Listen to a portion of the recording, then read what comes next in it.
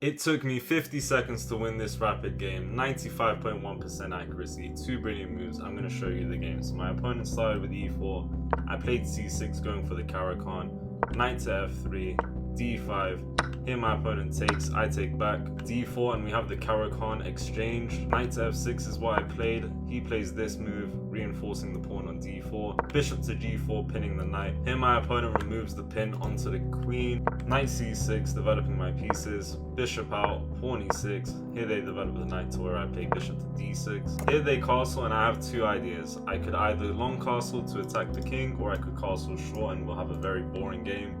Here I play queen to c7, adding pressure to the pawn on h2. Pawn h3 is played as they should, kicking out the bishop. Here I play h5, correct me if I'm wrong, but I think this is a fishing pole trap.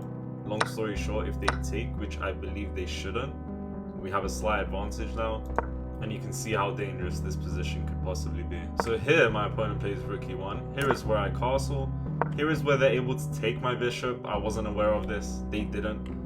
I decide to take the knight, the bishop takes back, and I play rook to g8. Here my opponent goes for a4, my attack is faster than theirs. They play a5, I play g5, going for g4, and that's exactly what I do. The bishop goes back and we are completely winning here. We take the pawn on h3, the pawn cannot take back, otherwise the king will fall. So here g3 is played, I sacrifice the bishop with the idea that if he takes, I'm able to sacrifice the rook.